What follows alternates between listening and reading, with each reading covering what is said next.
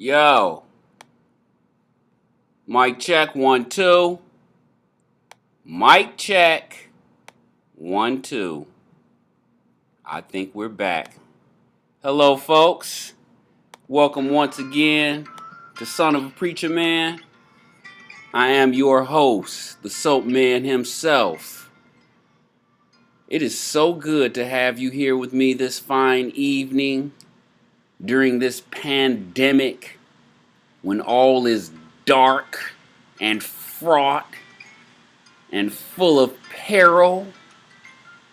It is my privilege to be a light in the darkness to you, baby. As always, if you're new to this channel, make sure to hit that like and subscribe button. Now, before we get started today, I like for you to give me about 5 minutes to rant. Get a Soapman about 5 minutes rant time, okay? I'm feeling especially good this evening, and I want to share with you why. I have a confession to make. I've been setting you up. All of the videos that I've posted up until now have been a setup for this very video and the next one. I'm going to try to project my voice a little louder this episode because it's a very important episode and I want to articulate my words and speak clearly. But back to why I'm so happy. I'm happy because I'm finally here at this moment. You see, I've been setting you up all this time for this moment, and now this moment is here. We're here. All will be revealed very soon, I promise you. I want to take a little moment to also gloat. I'm feeling good, y'all. You know what I'm saying? If you haven't noticed, look behind me. I got the new backdrop, the Soapman backdrop. Can you see that thing? Look at that thing. It's beautiful. You know what I'm saying? It's hard enough to see me, so it's a nice light background to highlight my blackness. You dig? I'm ranting right now. I'm going on a rant because I'm feeling great. I'm feeling haughty. I'm full of pomp. You know, my father always told me, and he continues to tell me, that I'm just an arrogant little prick who went to school for 4 years and came back thinking that he knew it all. But the old man is wrong about me. You see, I was an arrogant little prick who thought he knew it all long before I went to school. I mean, what'd you expect? I am my mother's son. Any old ways, for these last 12 episodes, you know, I've been hopping and skipping along. And you know, I've been joking with you, keeping things light. And I think because of that, folks take Soapman for a joke. But these next 2 episodes, the gloves are coming off. And I'm going to show you and all my viewers in the whole world exactly what the Soapman is about. You know, I like for folks to underestimate me. I like to know secrets that nobody knows. I like for people to overlook me and say, he ain't talking about nothing. He just a lightweight. People like that usually end up flat on their back. And I intend to put you flat on your back these next 2 episodes. So without further ado, I shall boast and stroke my ego no longer. Let's get it started. So, leading up into this point, the last few episodes have been all about Egypt. And the reason for that is I needed you to understand the environment of Egypt, the culture of Egypt, what Joseph and the Hebrews, or otherwise known as Hyksos, I want you to see what they were adapting to. So, We started with the old kingdom of Egypt, and we saw that the old kingdom was all about building and construction. If you were a pharaoh in the old kingdom, you wanted to show the world how powerful you were. You wanted to show the world how successful you were. And so you build monuments to yourself and your God. And you gave credit to the God you served, your favorite God or the favorite God at that time. You gave them credit for the success that you had. So they were all about building. This was where the time period when most of the pyramids were built, monuments, tombs, things of that sort. At the end of the Old Kingdom, Egypt fell into a period of chaos. Nomes, or governors of nomarchs or districts, started breaking off and ruling independently. Eventually, Lower Egypt, the northern half of the Egyptian country, split and broke off completely, marking the beginning of the first intermediate period. Now, the first intermediate period was a time of serious chaos and upheaval. It was one of the worst periods in Egyptian history. Nomes were breaking off independently. You had Lower Egypt breaking off independently. You had multiple pharaohs ruling at the same time. Egyptian historian Manetho says that 70 kings reigned in 70 days, just to give you an exaggerated insight into that time period. It was not a good look for Egypt at all. Eventually, by the 11th dynasty pharaohs got Egypt under control, and by the time of the 12th dynasty, Egypt had entered into a peace and stable middle kingdom. And the 12th dynasty rulers had a pretty nice time with the work that the 11th dynasty built for them. The platform, the foundation that the 11th dynasty set for the 12th dynasty, it suited them fine. And there were great rulers during that period. It was one of the height of all ancient Egyptian history. We saw the story of Joseph and how he and his family were given permission to migrate into Egypt because of the great works that Joseph had wrought for Egypt. We also found evidence of Joseph in Egypt during the time of Senusret III, the most successful pharaoh of the Middle Kingdom, Senusret III. And we found actual evidence via Manfred Betak, the world-renowned archaeologist. We found evidence that a character very similar to Joseph lived during his time period. So by the end of the Middle Kingdom, the Egyptian rule had moved to a new house, the 13th dynasty. The Bible says that a new pharaoh entered into power, one who knew not Joseph.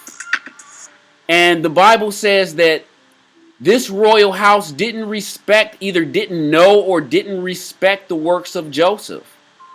They knew not Joseph, and they had a growing Hebrew/Hyksos population on their hands. The Jewish historian Josephus says that after the 12th dynasty, this new royal house they were lazy and weak. I believe both the biblical and Josephus Flavius account refers to the 13th dynasty.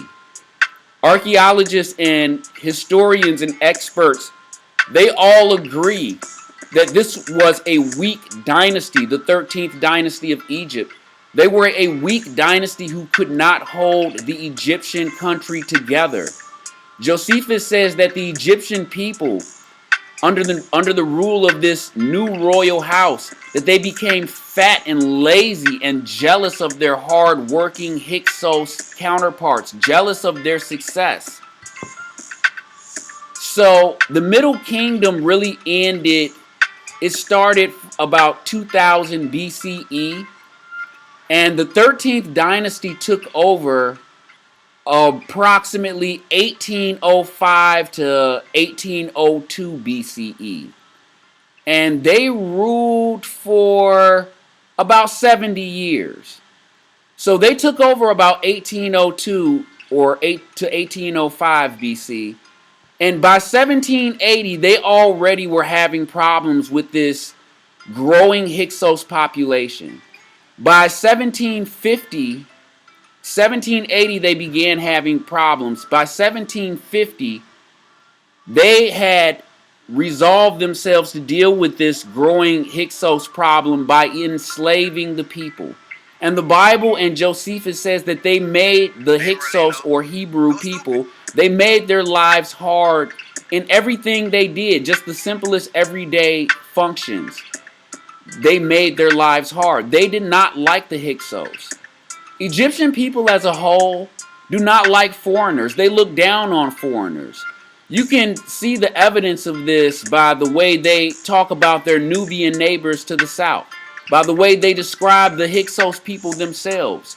They describe foreigners as demons, as dirt, to be trampled under Egyptian feet, because Egyptians do not feel that foreigners are equal to them or on their level. So by 1750, the Egyptians had enslaved these people. But by about 1700, these people, these Hyksos, the population had grown, and their power and influence had grown to a point where they could not be contained anymore. On top of that, the Egyptian central government under the 13th dynasty by 1700 BCE had completely collapsed. This allowed a 14th dynasty to emerge in Lower Egypt in the Nile Delta. So you had a 13th and 14th dynasty ruling simultaneously. The 14th dynasty ruled for about 57 years before a more emboldened and aggressive 15th dynasty emerged. Now keep in mind, during all this time, slavery is still an instituted law in Egypt. About 1690, this 15th dynasty had a firm hold and grasp upon at least half of Egypt, if not all of Egypt. It's around this time that the desperate Egyptians institute one last vile law in an attempt to curb the Hyksos population growth. And that was to kill all the male children born to the Hyksos. They were to be killed, executed, thrown into the river. And it's here that we start our story.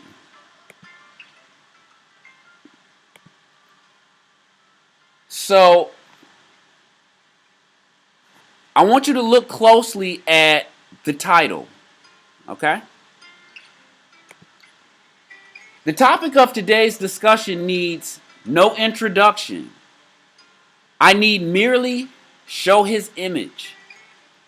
He is a legend and a man of renown. In fact, he is a man of world renown. Because throughout every land, he is known. And in every tongue, his name is spoken. And it is Moses.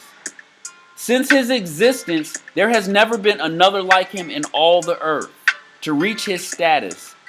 There is not another to even be compared to this man, to his list of achievements, to his accomplishments.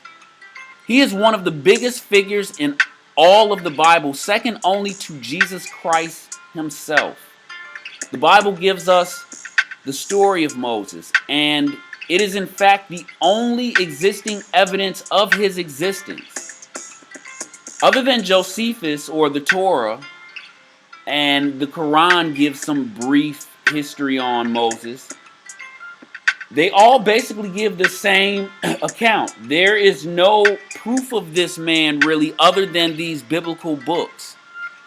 And they all give basically the same account. I want you to let that sink in for a minute. There is no proof of this man other than the biblical accounts until now. Soapman gonna break it down for you.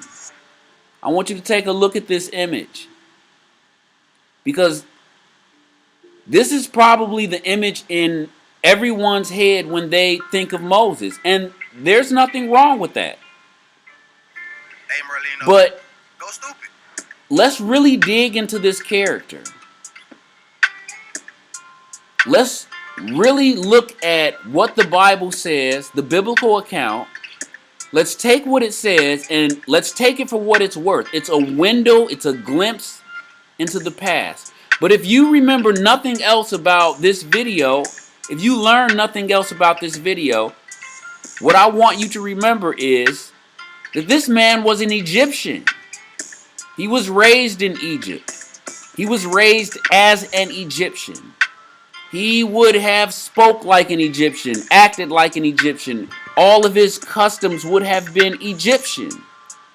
He's always depicted as something else. Yes, he was a foreigner, but he was a foreigner living as an Egyptian. Now, I can completely identify with this. I can completely identify with this because I'm African American. I am a person of African heritage and descent living in America as an American. If I went over to Africa, I'd probably stick out like a sore thumb because I'm Americanized. Moses was Egyptianized. He was an Egyptian. So try to remember that throughout this entire lesson. Now, when you think of Moses, is this the image that pops into your head? Or maybe it's this one. Charlton Heston, old ass in a white wig. Charlton Heston probably set the standard for many a generation on what and who Moses was. He starred in the infamous and notorious 10 Commandments, the movie that is as ancient as anything that we've talked about in any of these videos. Let me tell you something. I ain't hating on Charlton Heston. He did a damn good job in that movie. I used to love that movie, and a lot of y'all did too. And I'm not hating on Charlton Heston. The people of those generations, they did the best they could with the resources that they had. But if you think that this is an accurate image of the biblical and historical Moses, then I must ask you, is this your idea of a real angel? So,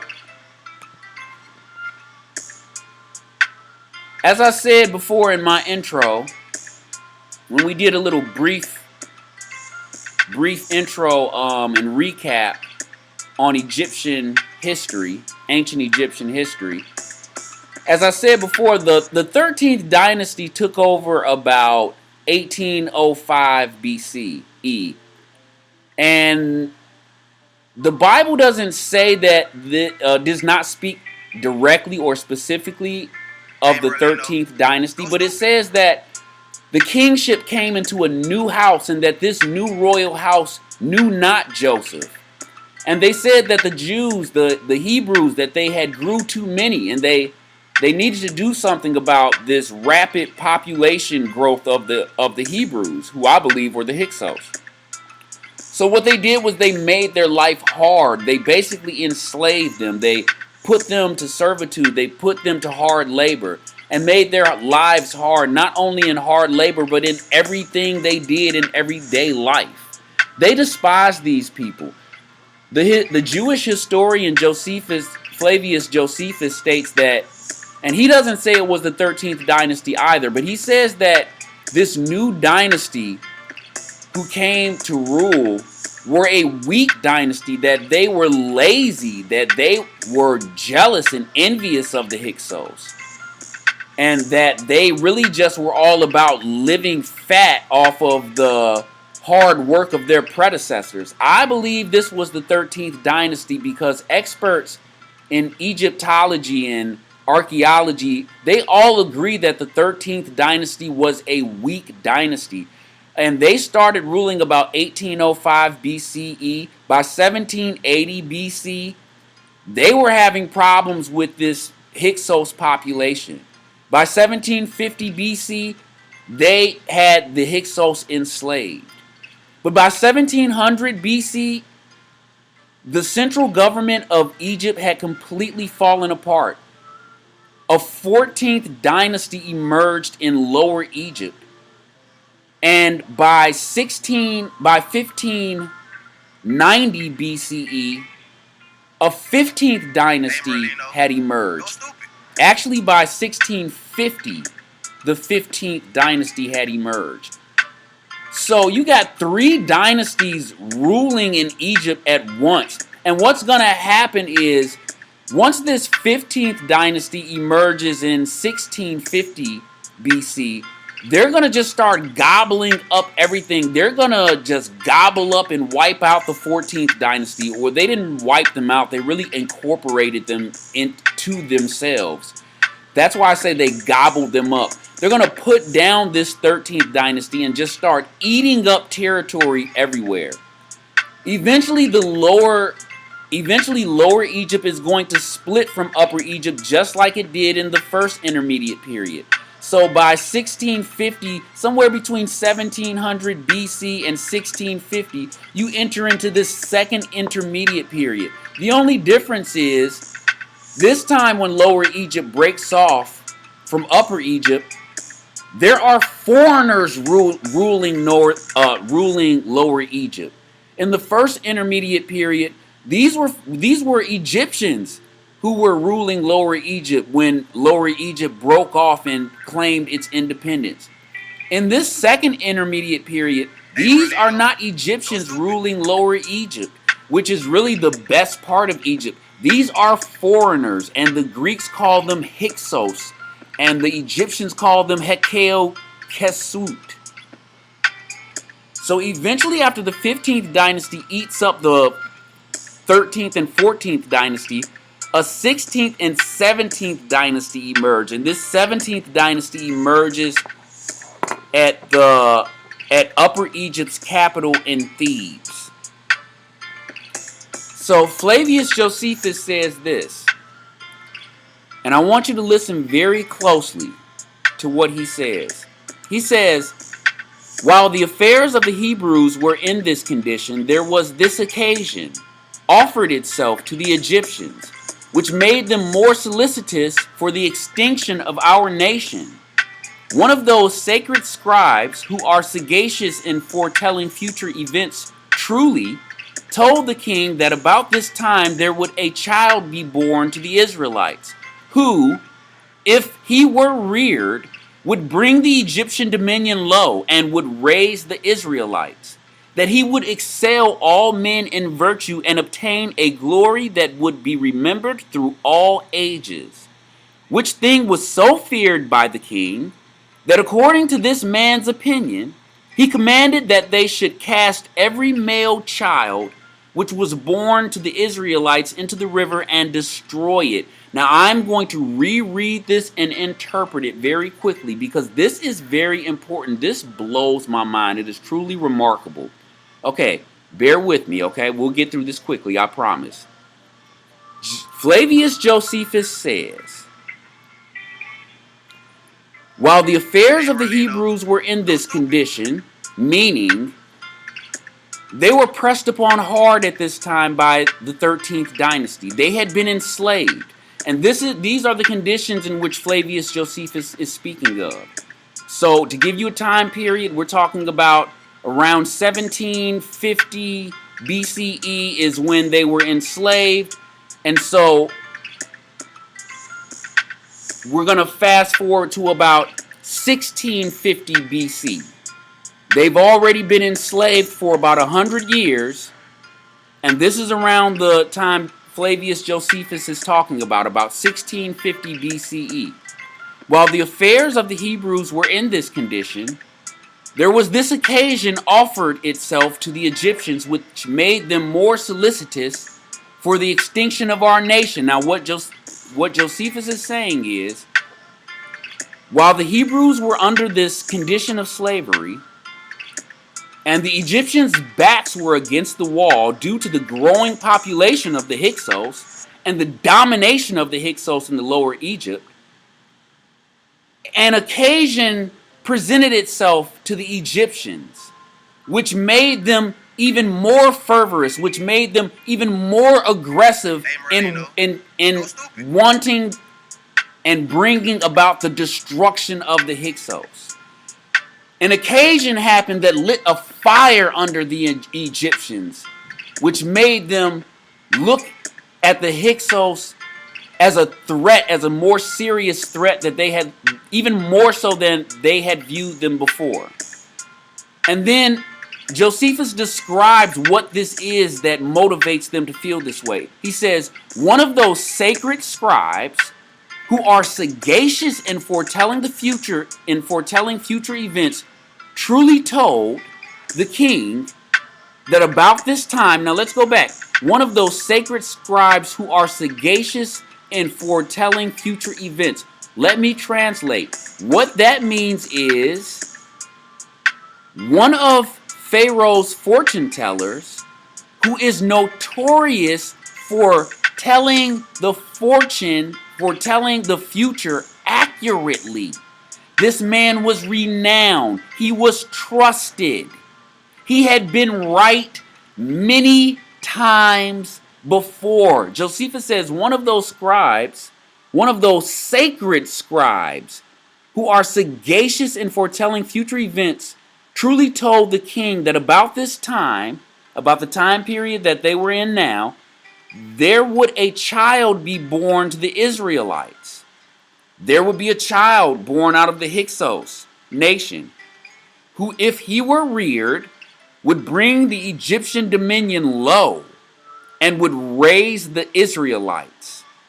And that he, meaning this child, would excel all men in virtue and obtain a glory that would be remembered through all ages. I think that speaks for itself.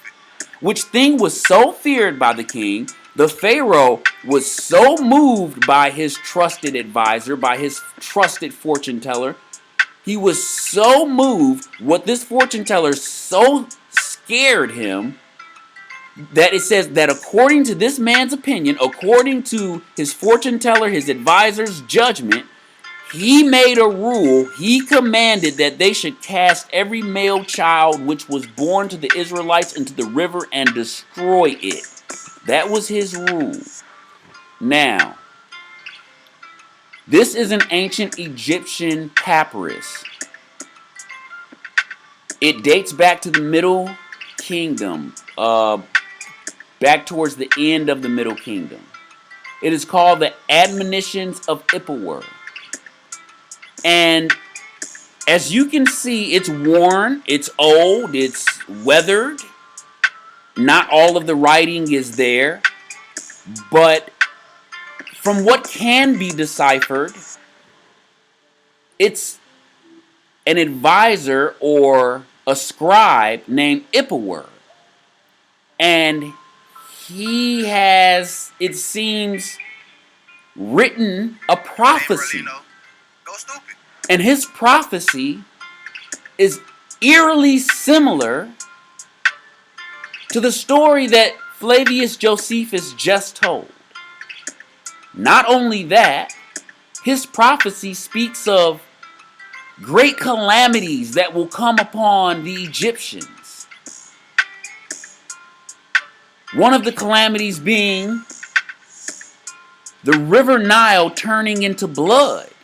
He says that it will be such a dark, rank, and stank, sticky blood that even those who dare try to drink it will be sick for weeks and months.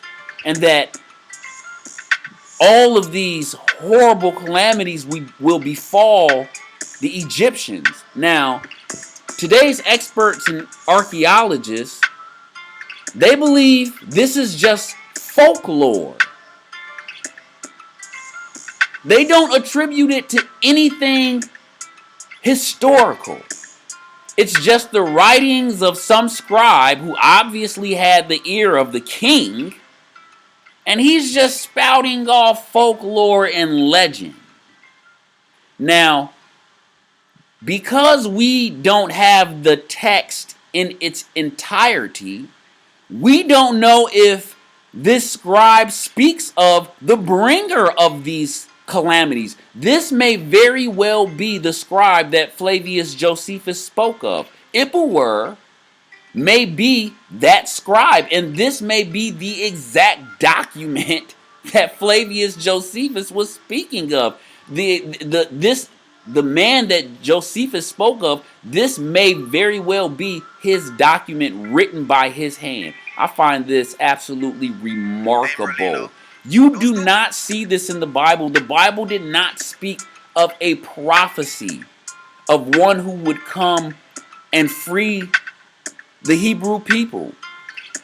But Flavius Josephus says that there was a prophecy of a child that would come from the Hebrews and would bring the Egyptian dominion low and raise the Israelites up. And not only did the Egyptians know of this prophecy, but the Hebrews knew of it also, and they looked for it.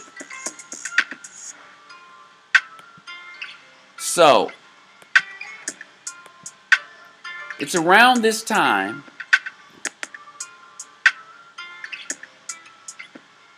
this is a map of Egypt during the Second Intermediate Period. And around this time, this is a great map, by the way, because it shows, and it's an accurate depiction of what was happening around this time. And around this time, the Hyksos were dominating Lower Egypt in the north. But in the south, the African Nubians, they were steadily migrating and pushing their way up north from the south. And so you have this Theban Empire, this Egyptian Theban Empire, who are being sandwiched and crushed in the middle. The Hyksos pressing down from above, from Lower Egypt in the north. The African Nubians pressing their way north from the south. And this Theban Empire just being squished even ever so tighter, tight, as time moves forward. And so you can really see why the Egyptians resorted to some of the hard laws that they put on the Hyksos. They were paranoid. They were literally in jeopardy of becoming extinct. Egypt was on the brink of being no more. Let me show you how it happened. The 13th dynasty around 1805 began ruling around this area here in Memphis. They were a weak dynasty by 1780. They were having problems with this growing Hyksos population that was based in avarice. By 1750, they had enslaved the Hyksos populations. But by 1700, this Hyksos population had grown and blown out of proportion, and they were too much for the Egyptians to handle.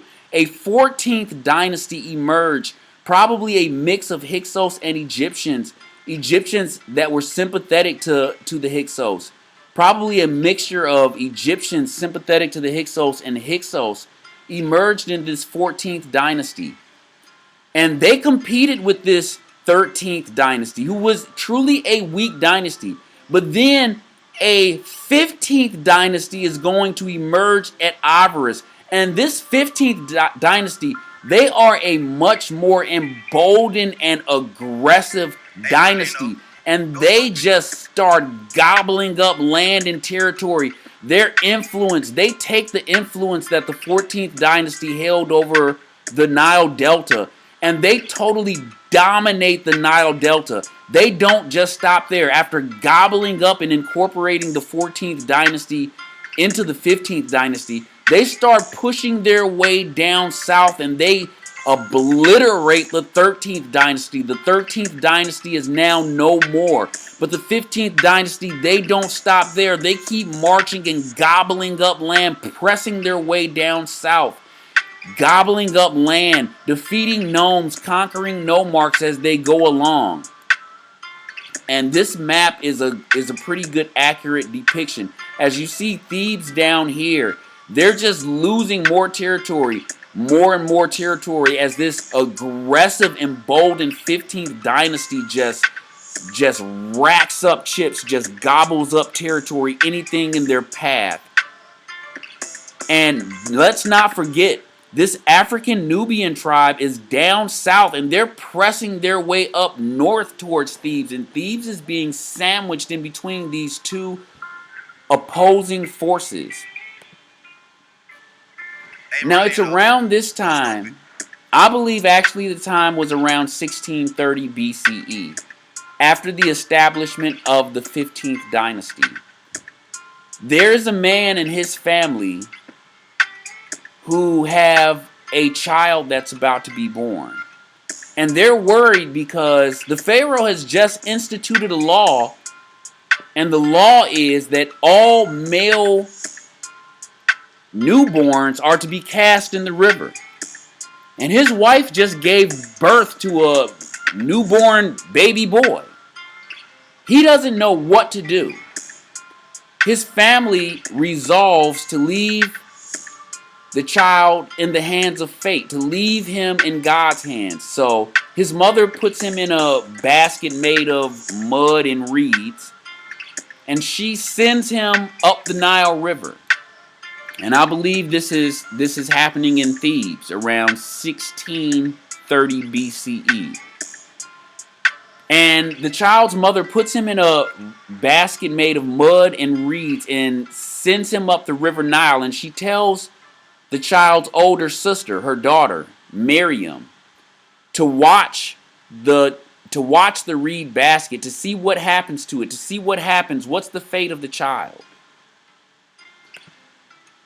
So it's around this time that Pharaoh's daughter and her servants come down to the Nile River to bathe. This is God's hand at work. Pay close attention. Pharaoh's daughter comes down to the river to bathe, and she notices the reed basket like stuck off in a bush or in some branches or in some high grass, whatever it was stuck in. So she sends a couple of her servants to fetch the basket. A couple of her servants who can swim, she sends them to go swim and bring her the basket. And when they do, and she opens the basket, she falls in love immediately. Of course she does. This is the work of God. The Bible says that when Moses was born, his mother noticed that he was a goodly child. What that means was he was a nice, big, plump, large, fat, cute baby.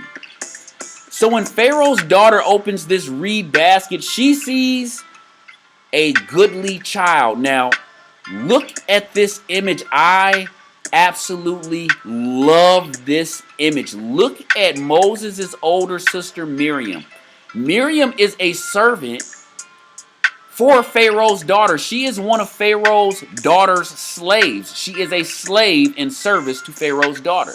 She's been watching this reed basket closely to see what's happening, to see what's the fate of her baby brother. So she's been watching as the servants of Pharaoh's daughter go and fetch the basket for her. She's been watching Pharaoh's daughter feel with glee at the sight of this gorgeous child that she's rescued from the river Nile. And she eases and slinks and slithers her way up right at the right time to offer her services.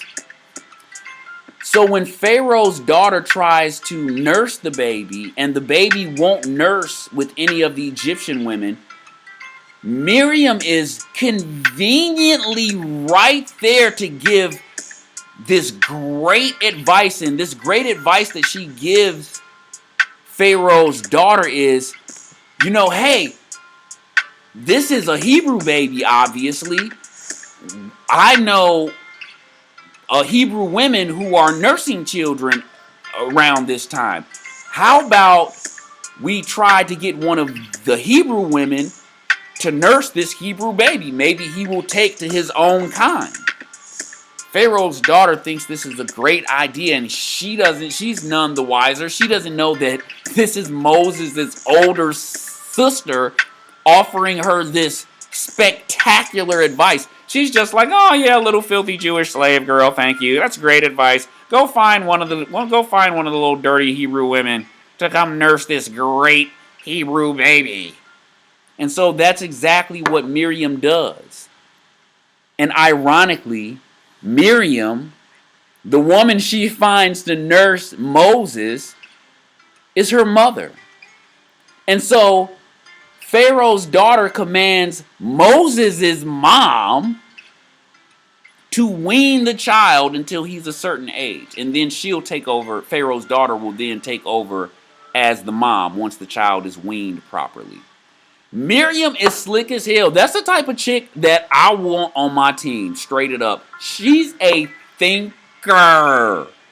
Behind enemy lines, in the mix, putting it together, stirring the pot, causing chaos, sabotage, and mischief. I love it. I love it. I love Miriam. So, back to Flavius Josephus. This is what he says. He speaks about a time that Pharaoh's daughter brings Moses to Pharaoh. And back on Moses, that name comes from the Egyptian word for water, which is mo. And the Egyptian word for one who is saved from that water is usis. So the Egyptian word for water is mo, and those who are saved from that water, the Egyptians call that usis. So you put the two together. Because Pharaoh's daughter drew him or saved him from the water, she called him Moses. And there came a time when Pharaoh's daughter brought Moses to Pharaoh, I guess to ask permission if she could keep him, or tell her father that she wanted to adopt this child. It's a really weird story, so I'll just read it and you can take it from there. So Pharaoh's daughter gives the child Moses, who's about 3 at the time. She gives him to her father, Pharaoh, and this is what Flavius Josephus says happened. So he took him and hugged him to his breast, and on his daughter's account, in a pleasant way, put his diadem, meaning his crown, upon his head. But Moses threw it down to the ground, and in a puerile, meaning silly or childlike, mood, he raised it round and trod upon his feet. He raised it round and trod upon his feet, which seemed to bring along with evil presage concerning the kingdom of Egypt. But when the sacred scribes saw this, he was the person who foretold that his nativity would the dominion of that kingdom low. He made a violent attempt to kill him, and crying out in a frightful manner, he said, "This, O king, this child is he of whom God foretold that if we kill him, we shall be in no danger." Let me translate. Moses is a baby. He is a child. He is around 3 years of age. He is a gorgeous child. Josephus speaks of how gorgeous Moses was as a child. He says that people stopped in their tracks to look at him. They forgot what they were doing. He turned heads. The boy looked good. So Pharaoh's daughter brings him to Pharaoh, and Flavius Josephus says that she's bringing him to her father to get his blessings on adopting him. And so it seems that the father is inclined to do so. He's inclined to oblige his daughter. Of course, what father doesn't want to make his daughter happy? He loved his daughter. So Flavius Josephus says that, so he took him, meaning Pharaoh took the baby Moses and hugged him to his breast. And on his daughter's account, meaning to make his daughter happy, he in a pleasant way embraced this child and put his crown. He took his crown. Pharaoh removed his own crown and put it upon Moses' head. But Moses, in a playful mood, threw it down and kicked at it and twirled it around on his feet, used it as a soccer ball. He's just a kid being a kid. But the Pharaoh scribes were present, and they remembered the prophecy, and they took this as a sign, and they wanted to kill this baby immediately. They cried out to the king at that moment. Can you imagine? Pharaoh's daughter probably snatched Moses up and clutched him to her bosom to protect him. These men wanted to kill this child. I'm not sure exactly what happened, okay? This is a really weird and strange account. I don't know, there's different accounts. Josephus says that they were at the dinner table. Well, I'm sorry, there's one account that says that they were at the dinner table. Josephus's account says that, Pharaoh's daughter brought Moses to Pharaoh. Anyhow, regardless to what the setting was, this boy Moses then kicked this man's crown and just set off a firestorm. These scribes, look at these dudes. Look at this image. Look at the image before. Hold on, let's go back. Look at the image before. This boy then kicked this man's crown. Look at these scribes. Moms then grabbed this boy up. Look, Moses is like, stomping doo-doo all over your crown. Look at the scribes. They're like, oh, hell to the no. Cut his throat. These folks are not playing, man. This ain't America we talking about. This is Egypt. They will gut this little boy. Look at this image. Look at old boy over here standing with the blade. Look at old boy right here standing. This is obviously not Egypt. This is a recreation. But can you imagine? Look at Moses. He, I don't know if he know any better or not. He just stomping and just stomping. He like Rick James he like Rick James in Eddie Murphy's house with his feet all on the couch, just stomping, feet all on the couch. Moses just feet all over the man diadem, feet all over his crown, just like screw your couch, nigga, screw your crown, Eddie Murphy, Charlie Murphy, screw your couch, Charlie Murphy. Anyway, look at this dude right here. He is not playing. Moses, he's trampling and stomping all over the dude's crown. Mom snatching up baby. The king like, man, chill, it's just a kid. He don't know no better. Everybody's aghast. Look at all the women. Oh, Lord.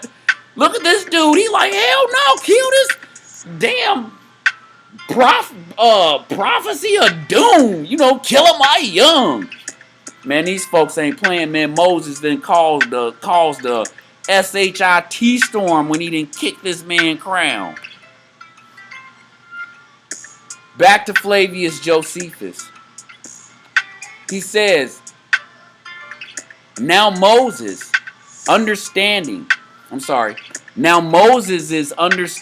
became superior to his age, nay, far beyond that standard, and that when he was taught, he discovered greater quickness of apprehension than was usual at his age. And his actions at that time promised greater when he should come to the age of a man. Let me translate. Now Moses' understanding became superior. I think that speaks for itself. This boy was smart. He was clearly smart. The Egyptians could see that he was smart. He was special. It says, now Moses' understanding became superior to his age. He was smart beyond his years. Nay, far beyond that standard. And that when he was taught, he discovered greater quickness of apprehension than was usual at his age. He learned quickly. He was clearly a boy genius. The Egyptians had plans for him. Understand, this was one of the reasons that the Egyptians did not kill this boy. They looked at him and said, this boy is clearly special. He is a child prodigy. Perhaps he can be of some use to us. We have the Hyksos pressing down on us from the north. We have the Nubians, this black African tribe, the Nubians raiding, pressing up on us from the south. We need all the help we can get. We have this child prodigy, this child who is clearly wise beyond his years. Let's keep him around and see if he can be some use to us. That was the idea the Egyptians had at the time of Moses, according to Flavius Josephus. And he says, when he was taught, he discovered greater quickness of apprehension than was usual at his age, and his actions at that time promised greater when he should come to the age of a man. So they're looking at him as a child, and they're saying to themselves, meaning the Egyptians, they're saying to themselves, holy cow, if this kid is doing what he's doing now, imagine how powerful he will be when he becomes a man. Flavius Josephus says, God did also give him that tallness that when he was but 3 years old, as was wonderful, and as for his beauty, there was nobody so unpolite as when they saw Moses. They were not greatly surprised at the beauty of his countenance. Nay, it happened frequently that those that met him as he was carried along the road were obliged to turn again upon seeing the child, that they left what they were about and stood still a great while to look on him. For the beauty of the child was so remarkable and natural to him on many accounts, that it detained spectators and made them stay longer to look upon him. The boy was fine. He was gorgeous. And Flavius Josephus emphasizes that in this passage. Now, swallow this pill. Moses is an Egyptian. The Egyptians decide not to kill him. And even more important, they decide to educate him. They know how risky this is. They're watching his every move. He's excelling. He's doing great. He's exceeding their expectations. But he is raised Egyptian. He is educated. Egyptian. He is taught. Egyptian. He reads. Egyptian. He writes. Egyptian. And he is a foreigner. He is a Hyksos. Growing up in the royal Egyptian household. Being educated with the royal family. He's privy to everything that they're privy to. And remember this.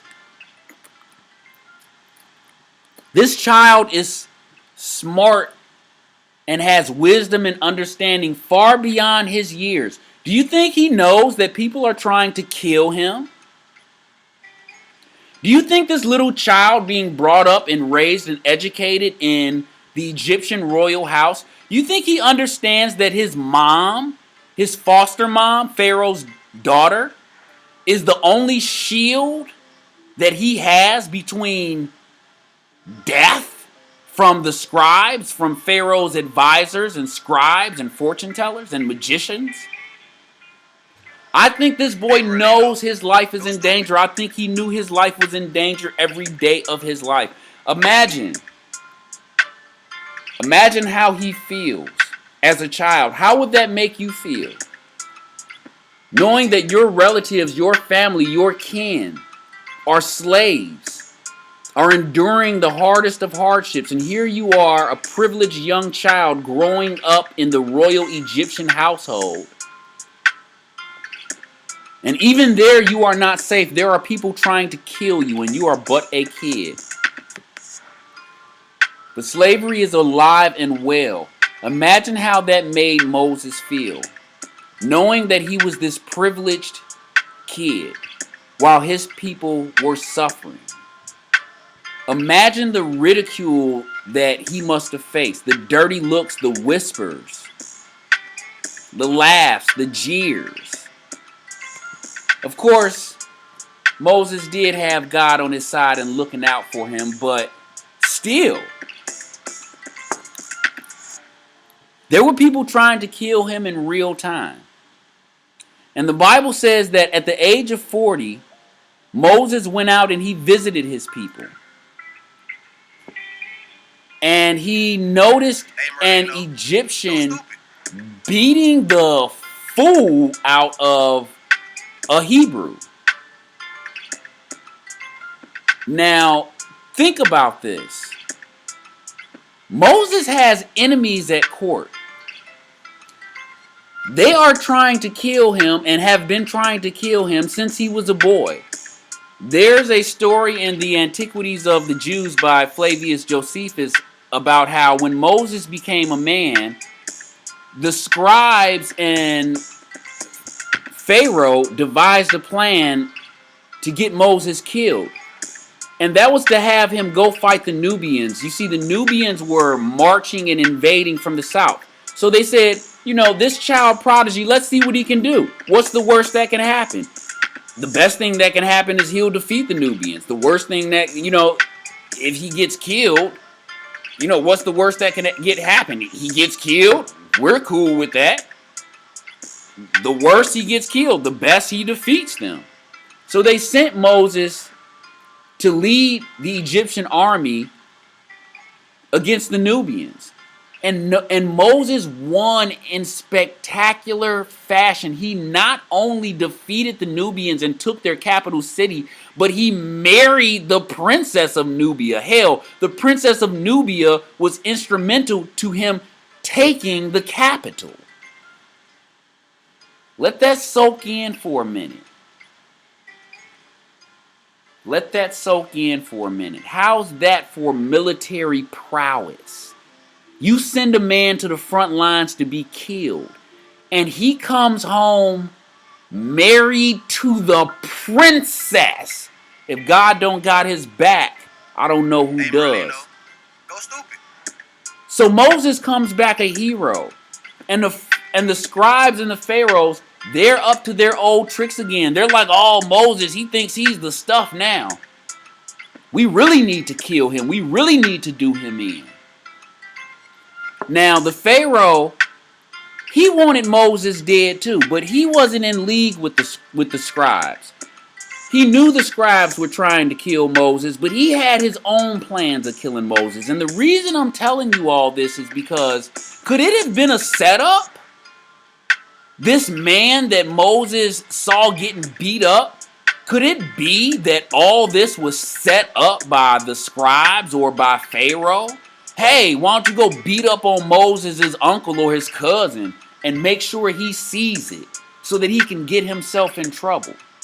Well, Moses certainly did get himself in trouble, because when he saw this Egyptian pummeling this Hebrew slave, beating him half to death, Moses intervened.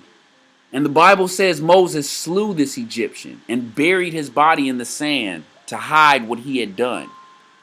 But later he found two Hebrew men fighting. He tried to break it up.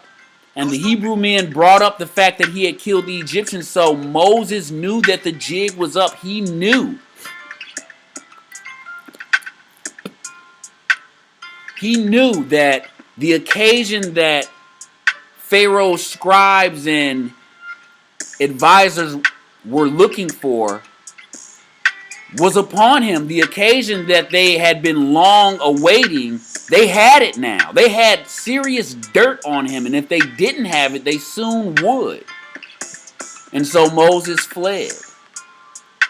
And Josephus says he took back roads where he knew that he would be able to not be seen and get a head start. And so he fled. He fled into the desert. And during this time, Moses creates a new life for himself. The Bible says that he flees as far as the land of Midian, which would be Saudi Arabia today. And he says there he meets a woman and marries her. He meets a virgin and marries her and has kids. And he tends the sheep of his father-in-law. He tends his father-in-law's flocks. And he's made a new life for himself. And, everything's not so bad for Moses. And one particular day, as he's tending his father-in-law's flock, he sees a sight that he just can't believe. It's a bush ablaze. It's not just a bush on fire. This bush is blazing.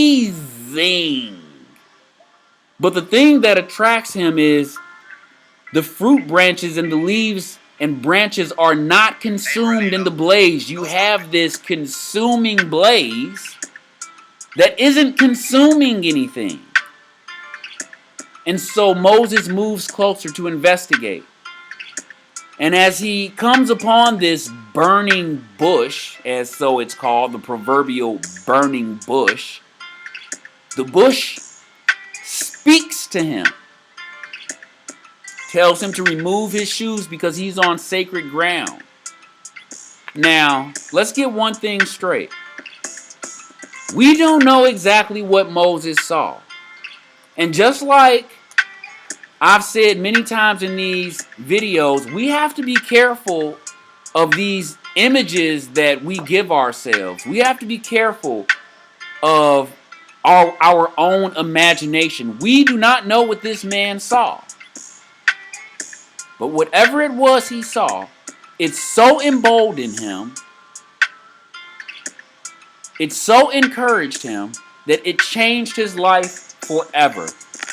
Moses goes back to Egypt. He just shows up back in Egypt, demanding that Pharaoh let his people go. This is Aaron speaking on Moses' behalf because the Bible says Moses was slow of speech, and so Aaron spoke on his behalf. So Moses reluctantly goes back to Pharaoh, demanding Pharaoh let his people go. And as proof that Moses is being sent by God, he performs a number of miracles in the sight of Pharaoh and all of Pharaoh's court. One of these miracles he performs is he throws his staff down and his staff becomes a serpent. Now, that would scare the bejesus out of most people, but not Pharaoh. Pharaoh's not impressed. You would think a man come into your court and throw down his staff and it become a serpent. You would think you would at least listen to what the man has to say. That would, in my opinion, give him some credibility. But no, not Pharaoh. Pharaoh's not impressed at all, and for good reason.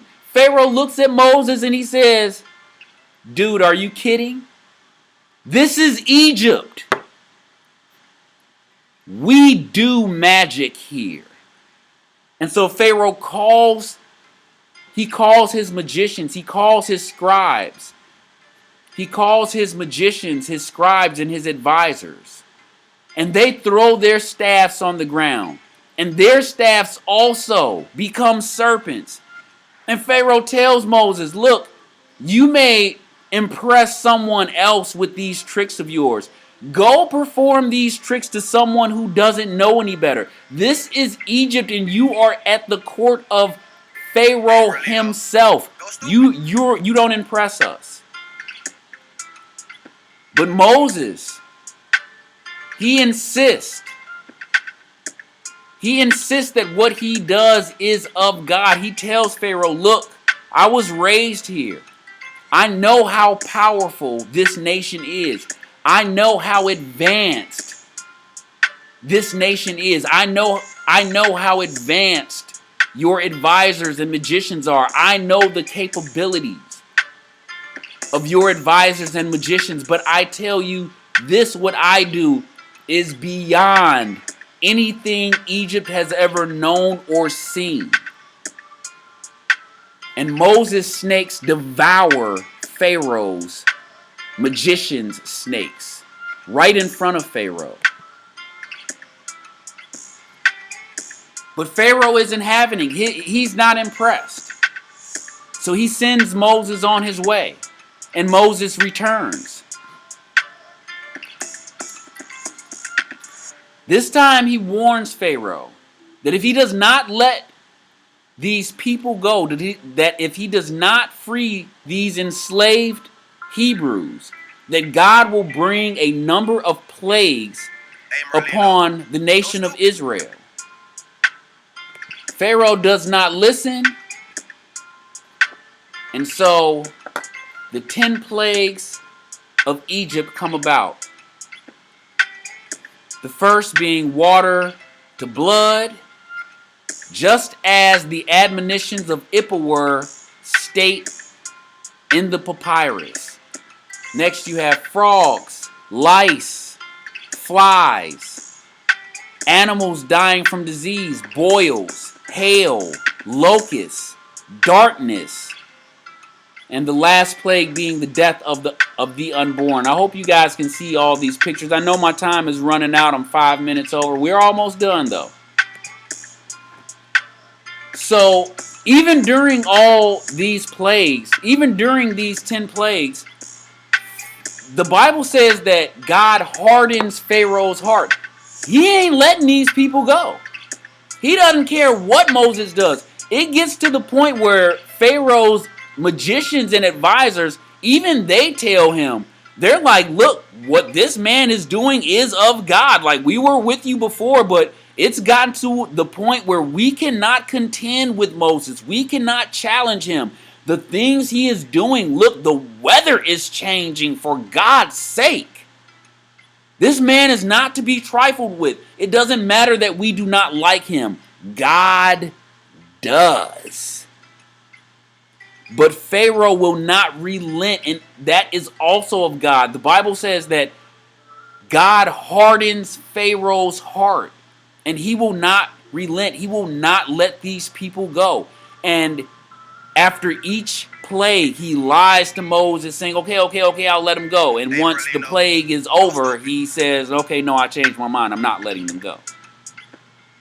So they play this game back and forth, Moses and Pharaoh. They play this game back and forth for the duration of these 10 plagues. But let's look at what history and archaeology has to say that is happening during this time. Let's look at what's happening on the ground.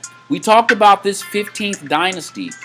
When Moses comes back, it would have most likely been during this 15th dynasty. And so whereas we had the 15th dynasty before, aggressively moving south, they eventually stopped and traded peacefully with the Theban Empire. But during this time that the Bible talks about Moses, this 15th dynasty, they once again start marching south, gobbling up more land, pressing down on the Theban Empire, gobbling up this area that belongs to the Abydos kingdom. They were also the Abydos were also pharaohs who separated themselves during this second intermediate period. During the 15th dynasty is when Moses, if he existed, would have been in Egypt. And during this time, the 15th dynasty is marching its way. They've become aggressive. They marched their way and gobbled up all of Lower Egypt, but they eventually stopped short of taking over all of Middle Egypt and all of Thebes. But for some reason, and we'll take a look at why, Around this time of Moses, they are reactivated, and once again they start marching and gobbling up territory, defeating gnomes, conquering nomarchs, marching their way until they're literally at Thebes' door. And what I want to get you to understand is Moses was not operating from a position of weakness.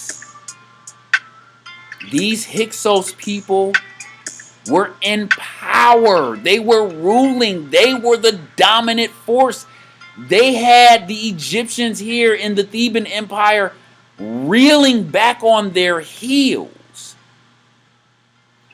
The final plague, the death of the first unborn, breaks Pharaoh's stubborn will. After the death of his son, he finally he relents and frees the Hebrew people. And the Bible says that the Egyptians were so happy to see the Hebrew people go.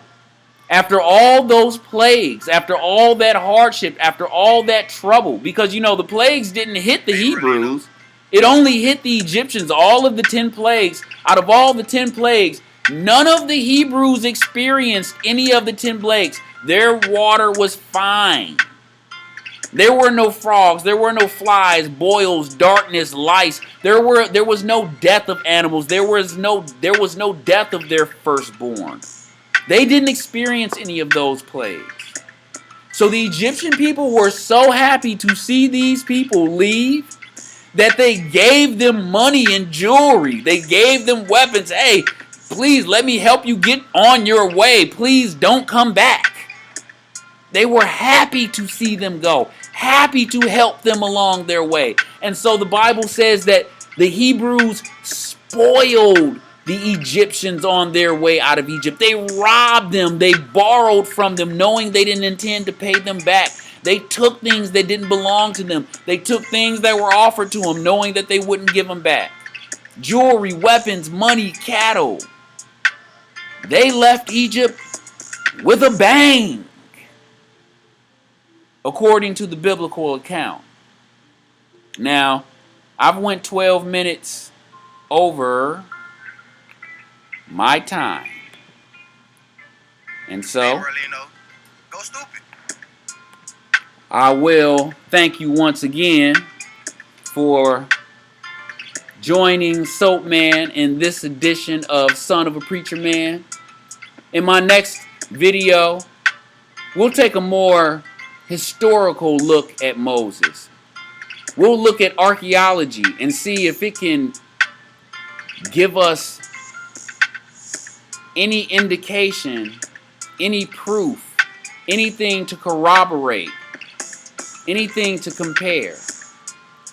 And we'll juxtapose the historical narrative with the biblical narrative, because that's what my main goal is. My main goal is to take the biblical narrative and see if there is a historical narrative that we can use to prove the biblical narrative. Can we find what the Bible says? Can we dig it out of the earth? Can we find the historical equivalent of the biblical narrative, of the biblical account? I think we can, and that's where we'll pick up next time on Soapman. Thank you.